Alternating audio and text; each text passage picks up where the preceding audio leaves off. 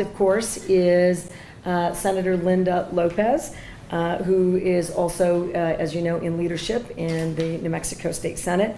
She was leading and has been a long champion of reproductive rights and access, and as you know, was instrumental in the repeal of our antiquated and, in our view, unconstitutional for the state constitution, criminalization of abortion to providers.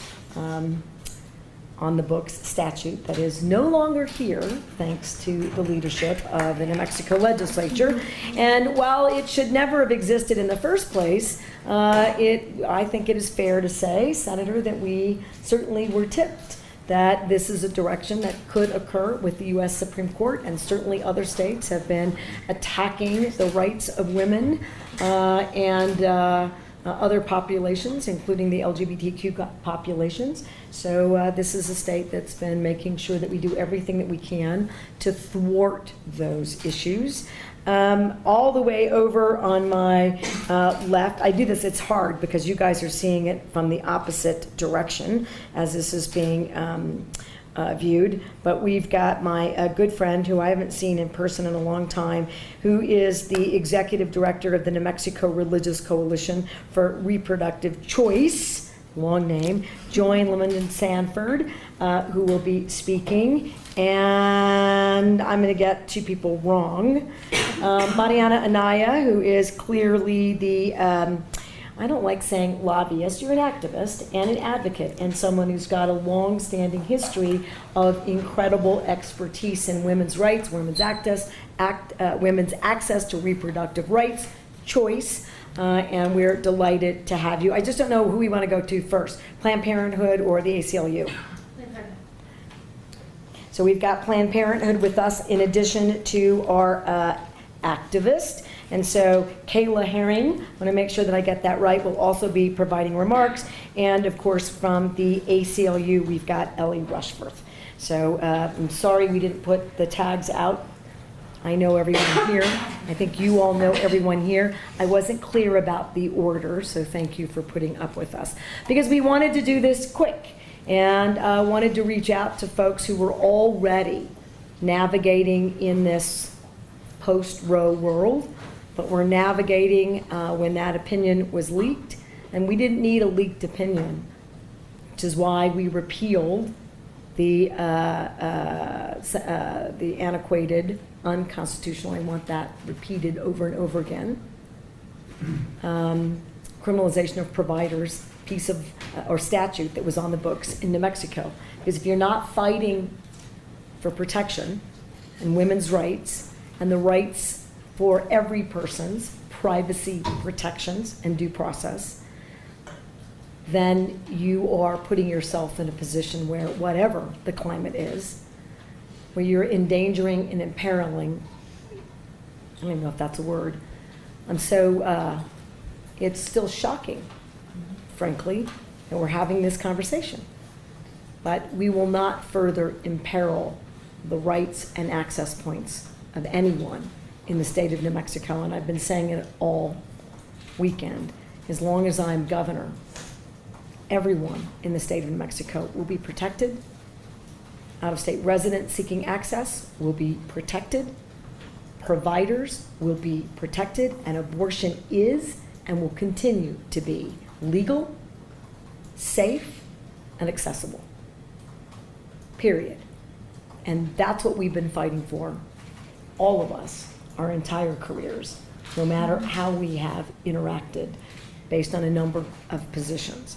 So here's what this executive order does. There are two that have already been executed in the country.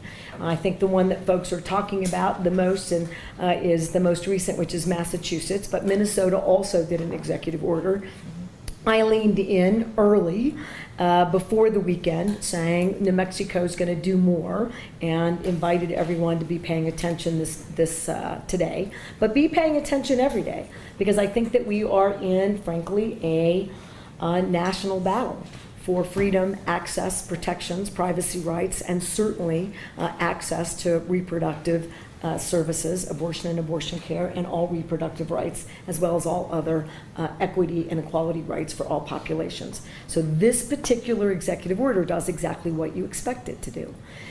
It says to providers that in addition to repealing our criminalization statute, that we are also signaling to other states that our providers are protected in the state of New Mexico. And what does that mean?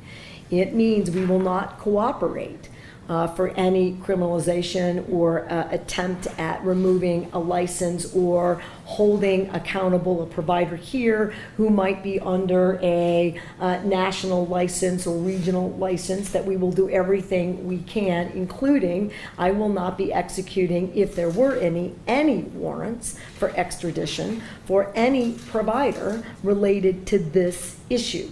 Now, certainly, if we have what we believe constitutes what we know as crime, murder, theft, rape,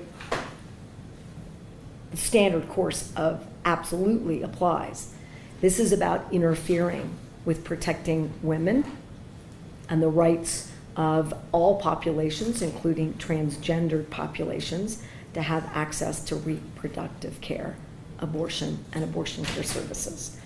And given what Texas is signaling and Oklahoma is signaling with the all-out bans and the trigger laws all moving forward, I think that you will see a coalition of states that really work to shut off access everywhere. So in fact, while the Supreme Court said we're leaving it to the states, in fact what they said to states that have a very chilling and differing opinion than this state is that we're going to make it impossible in as many states as we can, and we do that by prosecuting providers and populations who seek reproductive services.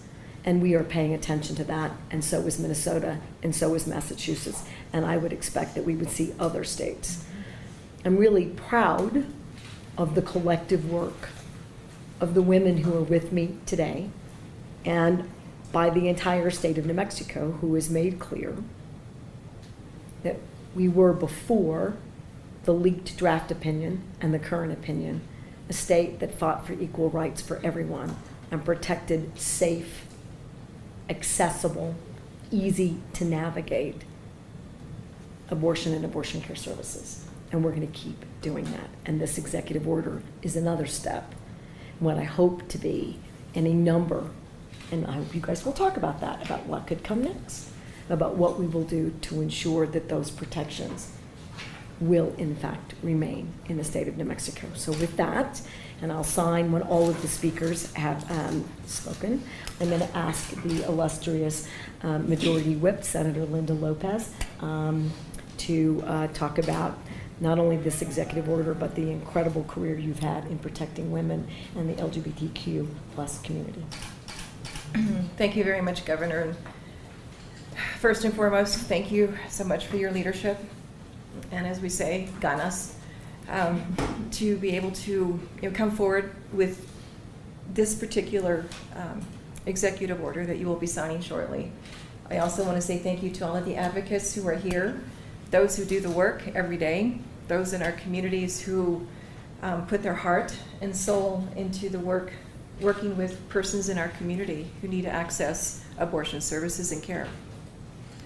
I also want to say thank you to my colleagues for the work that we have done also in repealing, with our governor's signature, the criminalization of abortion in the state of New Mexico. For what other states are doing right now after the decision on this past Friday, criminalizing abortion in this country is a no in the state of New Mexico. For those who provide services, for those who will have to come to our state, not for those who may, but they will be coming to our state of New Mexico, we want to make sure that they are safe.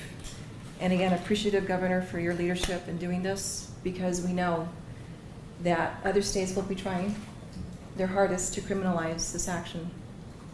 And we need to make sure that our professionals and those within our borders are protected. And I know this will do that. There's much more to come, we know, and I know that the state of New Mexico will be ready under the guidance of our leadership sitting here to my right. And as I have said before, in many other conversations this past weekend, I had an opportunity to visit Mexico, south of the Rio Grande.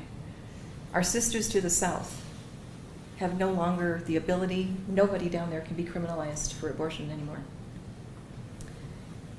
For those who are south of the Rio Grande, Mexico, Colombia, and other countries, speaking with some of them, they said they looked up to us. But after a conversation with them, Governor, they were incredulous at what this country is coming to. Just as those of us I know who are sitting here, many out in our communities. But this is going to help to protect, Governor, and I know that we have much more work to do. So as I say, to criminalize anyone providing these services, hell no. Thank you. Well, that was clear. We've got those providers' backs. I'm going to ask Ellie Rushforth to talk a little bit about, frankly, anything, but clearly the ACLU, which does the work of making sure that irrespective of the issue or the individual, that we stand up for equality and folks are protected. So thank you very much for being here. Thank you, Governor. And thank you, Senator. It's been a long several years, and it's been a long weekend. And I'm so grateful for your leadership and your collaboration and these very important steps that we're taking to protect not only providers but patients as well. The Supreme Court dealt a devastating blow to equity and equality in this country. You cannot have a functioning democracy without the ability to make personal decisions, personal reproductive health care decisions. That ability is not an outcome of democracy. It is a pillar of democracy. And at the ACLU, we are doing everything we can in collaboration with leadership, with our allies, with our partners, to ensure that no one is criminalized, no matter who they are, where they come from, or how much money they make, for making a private medical decision. And beyond that,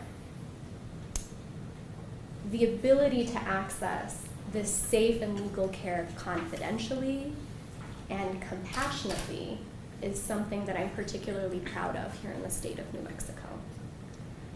Every person deserves the dignity to decide what is best for them, their families, and their communities, no matter what their zip code is. And we believe deeply here at the ACLU and in the state of New Mexico that that ability is fundamental to your ability to participate in this functioning democracy. And so as we collaborate and brainstorm and work together to figure out how to best protect patients, providers, helpers, I look so forward to working with this administration, with our leadership, and everyone at this table. And those of us that are not at this table. Reproductive health rights and justice advocates from all over the state in abortion funds and providers are doing the work today. They will be doing the work tomorrow. And I look forward to continued collaboration and leadership from the reproductive health rights and justice community, particularly those that have been doing this work not only for decades, but for centuries, including Black and Indigenous and other organizations led by people of color. So I just want to say again, this is such an important step, and I'm so grateful, and I'm really looking forward to rolling up our sleeves and continuing the work. Well, me too, and there's a lot of work ahead, frankly, of all of us, and thank you very much for your remarks. I'm going to ask now Joan, my good friend, Lamonian Sanford, who is the ED for the Religious Coalition for Reproductive Choice, who I introduced earlier. Joan. Thank Joan. you, Governor, and thank you, Senator, for your leadership and your support. And you know, we and my team are so grateful, but not surprised at all at your leadership today, because you, your experience many years ago as part of our volunteer team, you understand what this means at a very deep level. So thank you so much for your leadership today. And because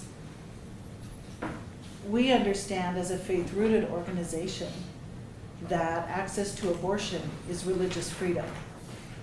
And as a faith-rooted organization, we would have been and we will continue to fulfill our sacred duty to trust the faith and values, the personal conversations that people have with the divine as they understand it.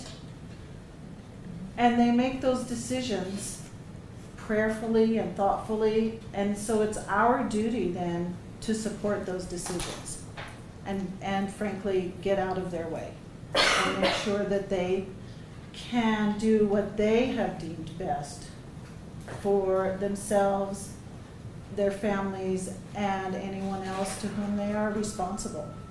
And so I'm just so grateful to you for your leadership in protecting my wonderful team behind me who are going into these states. Of course, we're talking when I'm talking. Direct service provider right here. Right. I was going to say it's a volunteer.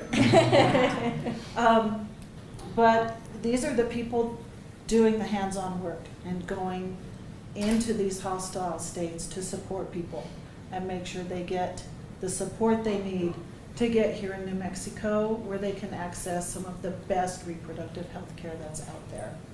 And so, thank you. We'll continue to do the work with your support and leadership.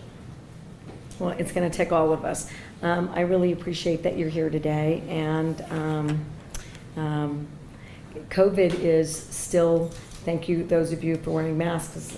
For many folks, I haven't seen them in person, and so, except for this weekend. I saw Jonathan. I'm going to ask Kayla Herring from Planned Parenthood of the Rocky Mountains. And for those of you not familiar with the regional aspects, it's more than just New Mexico, but it's a very crucial partnership to support, of course, the individuals that we want to fight for reproductive freedoms and access, but also creating an organization, if you will, in responding to the things that were difficult and challenging to navigate before eroding our constitutional rights, or not even eroding, they took them to figuring out how we can use that partnership in a meaningful way to support the individuals, women, and families who deserve our support. So, Kayla, thank you for being here. Thank you, Governor. In New Mexico, our families have taught us to be there for each other and for our neighbors. And right now, that's the first thing we can do. Ensuring that our healthcare providers who are in our health centers day in and day out, providing compassionate abortion care, can continue to do so. And that our patients, not just here at home, but those who are traveling hundreds of miles to access the comprehensive abortion care that they need, are able to do so free from government interference and from violence. We are entirely grateful for our governor and for you, Senator Lopez, for repealing New Mexico's old abortion ban just in time. And we are also so grateful for you doing everything in your purview, as you said earlier, to ensure that patients and providers are getting the care that they need and are able to provide that care. And we know, Governor Lujan Grisham, you have been a long-standing champion for reproductive health rights and justice, and we hope that with your leadership, other governors will follow suit in protecting patients and providers across the country. We also need to make sure that we protect and expand access to abortion care across New Mexico, and it's critical that that work is led by women of color in this state. If you look around the room, I'm sure you will notice that many of our partners are not able to be here with us today. They are fully at capacity, on the ground, providing care and ensuring that people will be able to access the care that they need today, tomorrow, and into the future. Bold Futures and Strong Families are some of our amazing partners who are carrying on generations of respect and compassion, ensuring that legal access to abortion care is also accessible in our communities. Indigenous Women Rising, the Mariposa Fund, the Religious Coalition for Reproductive Choice, and Planned Parenthood's Patient Assistance Fund are working to make sure that patients have the material needs that they need to access an abortion. Know them, support them, and donate to them. Our work is not over. For generations, many New Mexicans, especially Black, Indigenous, queer and trans folks, rural and communities of color, have lacked access to basic reproductive health care, including abortion care, under Roe v. Wade. We know that protecting our patients and our providers with this order will help healthcare providers continue their work, providing the full range of reproductive health care by making sure that patients and providers safely can access and provide that care. They can continue their critical work, including providing birth control, addressing New Mexico's STI crisis, and compassionate abortion care. As one of our state providers, Dr. Carroll, recently stated, abortion is love, abortion is freedom, and abortion is justice. Thank you very much. And our last speaker, also representing Planned Parenthood, but a long-standing expert in women's health with a particular focus and expertise certainly in reproductive access and justice, Mariana Anaya. Thank you, Governor. And also thank you all to the press as well for taking the time to report on this issue. You know, for a long time, it has been a bit swept under the rug, so we really appreciate you being here. Senator, thank you also for carrying the bill for the repeal as well. What I hope to do today is sort of bring this all home as well. So as my colleague Kayla referred to, this is about generations of New Mexicans, and this executive order specifically really speaks to the values of our community. So hope to bring this home and telling you a personal story. So I am one of the generational New Mexicans here in our state, and my grandmother, she was a staunch Republican. Her favorite color was red, her favorite animal was an elephant, but let me tell you something, my grandmother taught me the values that I carry with me today. And I know that my grandmother, anytime she made a pot of beans for someone or there was always food in the house, she would never deny a neighbor. And that's exactly what this executive order is doing today. It's reflective of the values of New Mexico. It's reflective of the values of New Mexico families across the political spectrum. My grandmother taught me to care for people. My grandmother taught me about respecting other people. And that's what we're doing here today. So thank you, Governor. I appreciate you. Thank you, Mariana. And so with that, happy to take questions not only about the executive order, but about potentially other ideas. And they're reminding me that as we do that, get yourself in the queue. They want me to sign it. So let's do that. I will point out that, Nora, did you get the pen ready? Yes. So you tried to get me full of ink with my white suit on purpose? Absolutely. Job well done. You get extra bonus points if you can get me.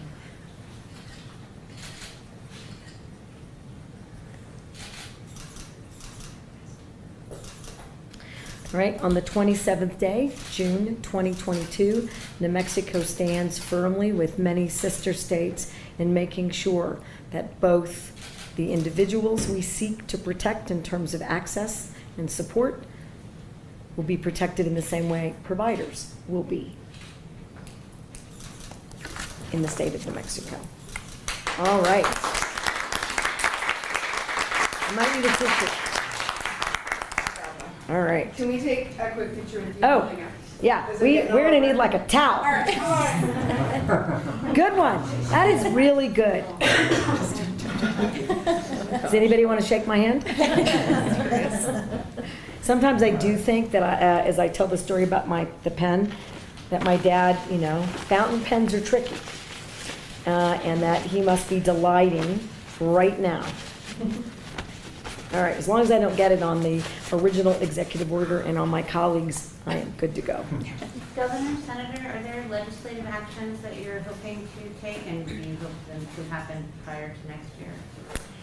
I'm certainly going to defer to the policymaker in the room, but I would say because abortion is legal in the state of New Mexico, we don't need to do something before the 60-day session, but we're going to have to wait and see what other surprises are potentially in store from the Supreme Court. I mean, if the goal is, and it is, to make sure that New Mexicans are protected in every context and that we are standing on the side of equality and justice, particularly even, with another decision out today.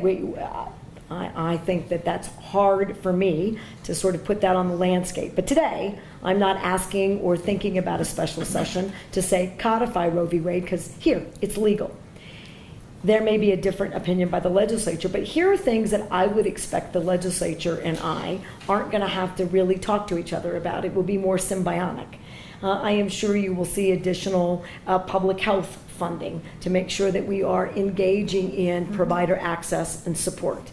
I am sure that we're going to look at educational campaigns. I am sure that we are going to look to codify it, even though, again, it's safe and legal. We'll make sure that we just do that. And we might want to buttress some other potential losses by the Supreme Court at the same time. Right. It may not be the only issue. I would say same-sex marriage, codify that. And I would argue that it's already established by the decisions in New Mexico Supreme Court. But just given how unsettling it is that apparently in this country precedence no longer has the same meaning, in my lifetime I can't think of one other example where the Supreme Court has lessened one of my constitutional rights. They expand them based on changing information. But to take it away, so I would expect that we'll see that in the legislature. They may want to think about, and again, I don't think we need it, but I don't have the power to, it's not a vetoing issue. They pass a resolution wanting to make it explicit in the Constitution. That may occur. I would expect that there will be additional work in Medicaid where we can do that with state funds that are specifically aimed and focused at legally and ethically dealing with the Hyde Amendment, which prevents us from using the federal side of the Medicaid equation. But I would expect that those things will all be in the mix, and you might have many others, given that you've been a long-standing champion that I have yet to think about. And Governor, it's like ditto. Because again, we're still waiting to see what some of the other outcomes are from the Supreme Court, the United States Supreme Court. And before we rush to having a list at this point, we are in conversations, many of us, with our community activists also, just making sure that we're all on the same page, and of course working with the governor. But what you have on your list are many of the things that we are thinking about. One thing to add that I have not worked through with my own legal counsel, given all the lawyers here, is that I would expect states and this one to really start thinking about how you define safe harbor. While I'm protecting providers by executing to the degree that I can successfully and legally in this executive order, the fact that other states can prosecute families here, New Mexicans, for a personal choice, healthcare choice by another state resident gives me heartburn. And I want to think about things that we might do in that space. So that was a signal to the other lawyers in the room, many here, to think about how that might be addressed. And I would expect I'm not the only governor thinking about that in this moment. Are you anticipating any legal challenges to this executive order? And if so, are you thinking of responses to them? I'm not expecting any here, right, in this moment. I think that the majority of New Mexicans, frankly, are with us. That's not to say that every New Mexican agrees with the position of the state, and that's not to say that we don't have some New Mexicans that would, not be identified at all as pro-choice, but pro-life in that debate. But I think that you're going to see some sort of weighting. We didn't get any legal challenges about whether or not the legislature, whether there was a crack in the repeal. So I'm not anticipating that. And I think everyone is actually trying to get a sense about where we are. Let me give you a caveat. I would expect that where you won't have local governments, I mean, I've already got some sheriffs who have signaled that not only are they refusing, which they don't really get to, so we have to think about how we deal with that in a productive, fair, legal, ethical way. But you have to enforce the laws aimed at reducing gun violence that are on the books. So perhaps we have a local government and a local elected official that cooperates in a way. They're not state government, that I find is inconsistent with this executive order. While that's not a direct legal challenge to us, it flies in the face of what we're doing. We're going to have to think through what we would do and potentially partnering with the Attorney General to make sure that we are minimizing those issues from occurring in the state. To tell you that I'm confident that nothing happens in that environment would be an over-exaggeration about the climate that I think we see in the country around this and many other issues. Thanks. Sure. I hope I didn't give somebody an idea. Governor, thanks for this opportunity. The Jackson Women's Health Organization that was at the center of the Supreme Court ruling has indicated, the owner has indicated that she wants to open a clinic here to serve potentially out-of-state residents. Has your administration heard from them in terms of any permissions? And I guess along those lines, is the infrastructure here sufficient It's not. to serve people in the state and out of state? It is insufficient, and particularly given the number of women in states pre this decision who, even with a constitutional right, governors can put a chokehold on accessing services by restricting funding, making it hard to navigate, making it very difficult, supporting organizations that create even more hostility in the context of free speech, which the ACLU would protect because it's a civil rights issue. But I mean, they make it really hard. So of course, women, families, individuals are moving to areas where you are more supported, more protected, easier to navigate, less hostile, where you also know that you're going to have continued access to abortion care after a procedure. So we do not have sufficient access here, and that has now gotten incredibly exacerbated. There was a story about the Reproductive Coalition's efforts to support women from Texas who came here. We've not been in direct contact that I know of, nothing from my office directly. I can't say that they haven't contacted, say, the licensing entities to find out about a clinical license. They need to do that. They have to be licensed. But we would love to make sure that access can be sustained in this post-Roe v. Wade world. So those are exactly the kinds of things that I think many of our partners here would find important tools and resources to maintain the access that we are promising will be available in the state. And I would expect that there'll be more. But quickly, insufficient both surgical And post-care. Well, because the spectrum, and we have a varying set of both religious backgrounds, personal and professional backgrounds around this table before this day. I mention this in two ways. In the early 90s, when the federal government was weighing in on making sure that advance directives, so that we were doing something about end-of-life decision-making in the context of hospital care in particular, where most of it was still occurring, even with hospice, still occurring there. Arguably, too much of it is still occurring there. There was a push by the federal government to have a uniform form, right? And there's a body of law where they do that. And in that uniform form, they did not recognize the healthcare decision-making rights of same-sex partners. So New Mexico was an anomaly. right? And I did that from my position in aging. It didn't quite fit, but as all activists know, if there's an opportunity, you get it fixed and addressed. So I have a long history about where I stand on these issues, well before being governor. With that being said, we don't do enough anywhere in this country, and I want New Mexico to keep leaning in. We should have fewer unwanted pregnancies. We should have fewer pregnancies from high-risk issues, including violence, including rape. We need to do more in the family planning and healthy family space everywhere in this country, including here.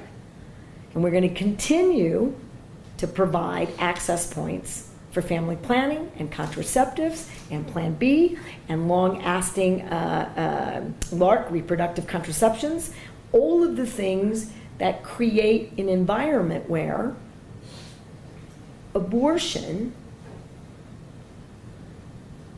isn't necessary because we've prevented the pregnancy in the first place, which I will tell you is my firm belief that most individuals in this situation making a private decision are more interested in preventing that pregnancy.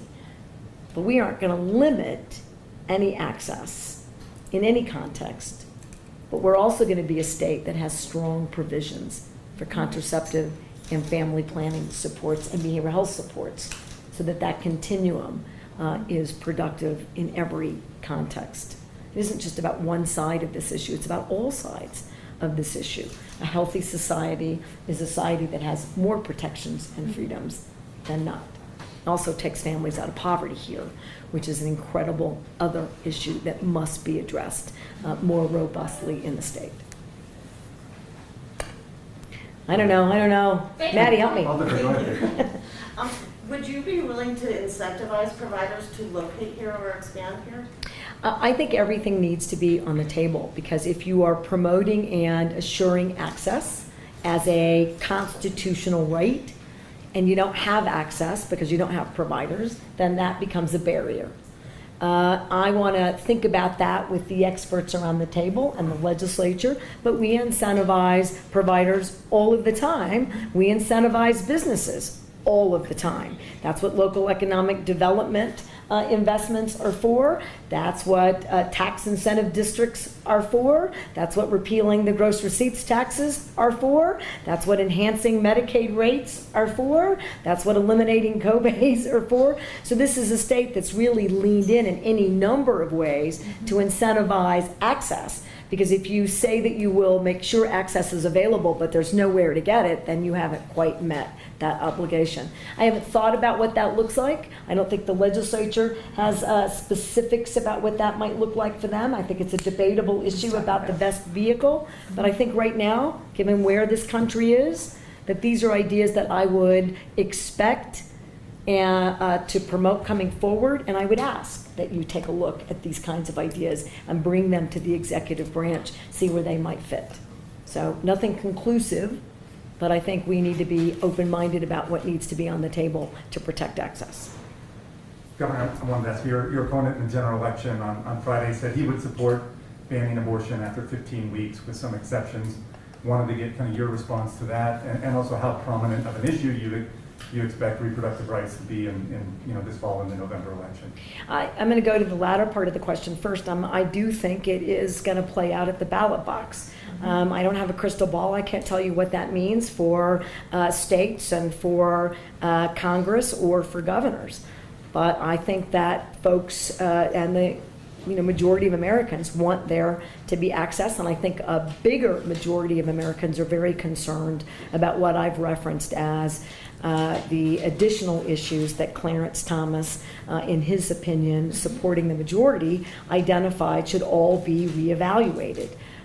These are chilling aspects about where the country could go, and I do think that folks overwhelmingly now, when you do the combination overwhelmingly, not just a simple or majority, but overwhelming majority, revisiting all of these privacy rights have a chilling effect on what Americans consider to be the right safeguards for their democracy, and so I think it plays out. in that regard, I think what you saw is a statement that reflects what we know in polling in the state of New Mexico, that a majority of New Mexicans don't want to eliminate abortion or abortion access. It is not the same statement that my opponent made in the primary. And I feel a lot like, and I hope that New Mexico voters pay attention to those issues, that putting it on a piece of paper during the time that you're running and having a different piece of paper at another election, I've been consistent on my record here, and somebody who wouldn't promote the right contraceptive access, who made that clear in the primary, I'm hoping voters will pay attention to those inconsistencies in the same way I feel some U.S. senators wish they had paid attention to inconsistencies when they were confirming some of our more current justices. And a governor, even with a majority in the legislature, this is a state that has a very broad veto power, which I think is important. And I hope voters are paying attention to that. You can restrict access in any number of ways. And I just gave you a bunch in the context of where I would expand access. There's a stark difference, even if you might have one or two sentences that seemed more moderate. My sense is that my opponent on this issue has very extreme views that have no place in the state of New Mexico for all populations that deserve equal protection under the law. And I actually want to continue on this question, if you wouldn't mind, Governor. Thank you for all the responses, but I want to ask Senator Lopez about this because this proposal of a 15-week abortion ban was presented as a compromise with the state legislature. So from your perspective and from your position, what do you think about this proposal? Could you restate that last piece again? I'm sorry. Yeah, so the 15-week abortion ban was yes. presented by Right. this candidate. He would get it passed by the legislature. It was presented as a No. compromise Yeah. to work with the legislature. No, And so I guess I'm asking you, from your position, No, what do you sir. think about this? Is it a non-starter? it's a non-starter. What is the legislature going to do if it's presented to them? Traditionally, what we do is we have bills that are scheduled for hearings, and it goes through the process. I don't think it passes in But the it current won't pass. context of the legislature. I don't No, know no, what you're no. the whip. These are hard issues, and I think there's still a growing debate that is not in the context of reality. Women don't always know. Women don't always have the right access points, particularly if you've got a hostile family situation that is eliminating productive access, particularly in the case of something harsh, which isn't tied to the 15 weeks, but I'm going to use this extreme example, incest. Or a statutory rape situation where families are loath to be engaged in a way that they need to be engaged so that you can make decisions early. And to create that barrier is not intended to do the things that I said upstream about preventing unwanted pregnancies. It's to limit access. And on the late-term abortion question, that is a very personal, difficult set of circumstances. And the fact that because we have this debate politically leaves any New Mexican or any American that thinks that any pregnancy is terminated in the last trimester because someone just shows up at a clinic is untrue and illegal. The circumstances that create that very narrow exception are horrific. And no American should stand in the shoes of families who have to make decisions about whether or not to engage in unlikely surgery to save the life of a child. I saw my family do that for brain surgery, where it's incredibly painful, incredibly horrific, and the outcomes for the treatment are entirely personal. And a mom and a dad or partners who have a name, who had a shower, who have a nursery, who have changed the way in which they work, to have a government tell them that we want to know what's the basis of that decision after two physicians make that basis is outrageous. But we have this nonsensical debate that somehow, not only here but around the world, that there's this massive amount of pregnancies, it's still too high, which tells me we need to do more on prenatal care, more in getting families out of poverty, more in making sure we have healthy babies and outcomes, we have healthy pregnancies, that we're doing the tests up front, that we get people out of poverty, that we reduce violence. All of that changes that equation So it shouldn't be 1%. It should be 0.0001%, because no one should ever be faced with that decision. No one. But the fact is, they are. So let's do more about the things that would really save lives. And the other thing in this equation is that the legislature will debate the number of women who will die. This doesn't limit the number of abortions. It doesn't limit the number of late-term abortions. What it does is it creates more life lost. That's it. We're going to be a state that does right by this whole issue. Not going to interfere with your personal and private decisions, but we can do more at the front end of these debatable issues for all families. They deserve that dignity in their decision making as well. We'll go to our last question. Too much? I mean, these are very personal issues, and given that I was a volunteer, until you see what women and their families and all of the populations I mentioned, including transgender populations, have to go through, it's tough.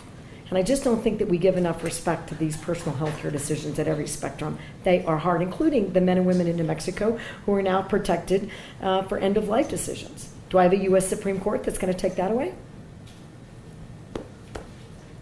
We had a lot of work to do. One more. So, you said to save lives. Senator Heinrich today put on legislation for, child care.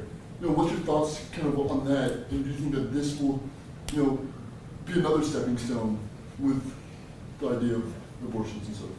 Well, look, again, I feel really strongly. I think I demonstrated that in kind of a aggressive response about what's really at stake here, because I mean it. But we're doing that work here, and I appreciate that there's a federal lift here. In today's society, and in this state too, and let's talk about inflation, it's real. Feeding a family is hard. Paying the mortgage and rent is hard. This is why we're doing rebates and why we're doing affordable housing. Child care is too expensive.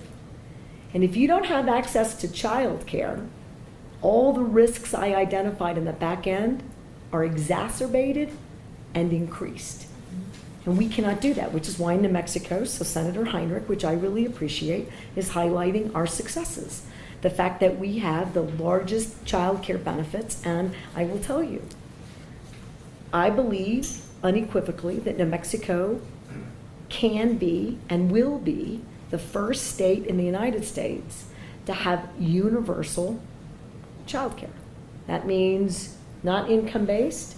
That means that no wrong door. That means that families who choose in the state-funded system, which includes private providers, would have access to free child care. If we want families to get out of poverty in this state, and we do, then we have to provide these options.